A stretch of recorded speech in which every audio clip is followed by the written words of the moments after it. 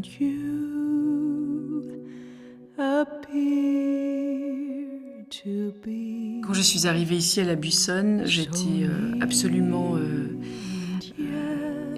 éberluée par par la magie en fait de ce lieu et par les oreilles incroyables de Gérard et par sa gentillesse.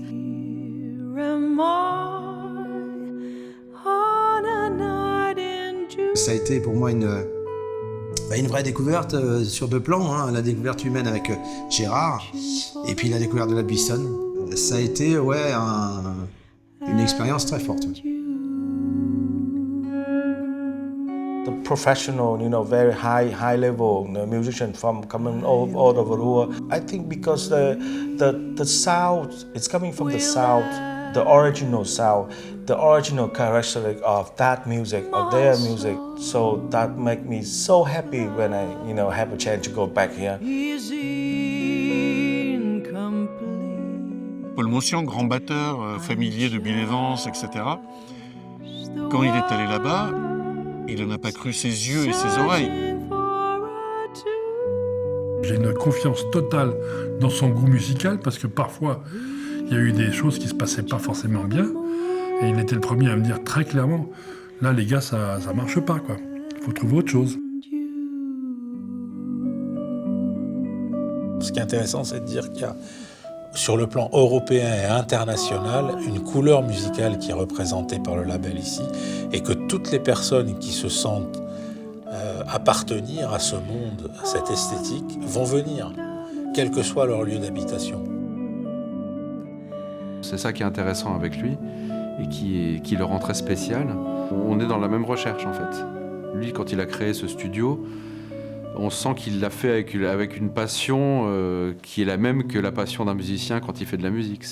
On fait la même chose en réalité.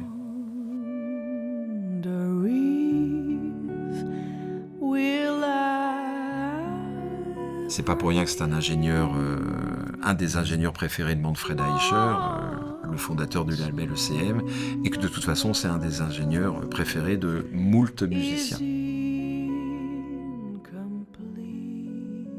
Le piano Steinway qui nous a beaucoup apporté. C'est un piano qui est magnifique. Les musiciens se parlent entre eux et disent à la Buissonne, c'est super, il y a un très très beau piano.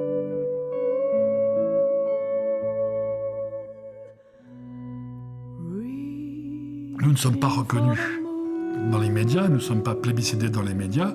C'est aussi une des raisons pourquoi ce studio, qui a une réputation mondiale, a du mal à trouver des financements.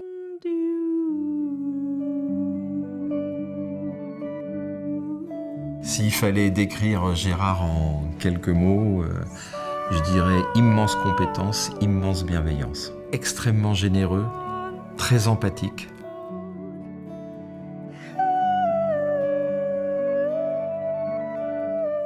Si la Buissonne est devenue une référence mondiale, c'est parce que beaucoup de musiciens internationaux sont venus y jouer.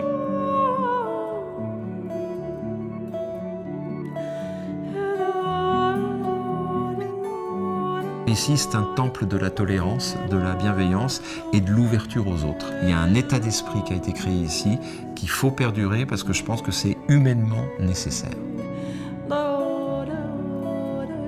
Le fait de venir en Provence et de jouer en Provence, ça va donner autre chose. C'est-à-dire qu'il va y avoir un peu de soleil dans la musique, hein, peut-être. Oui, la Buissonne, c'est vraiment une aventure humaine avant tout.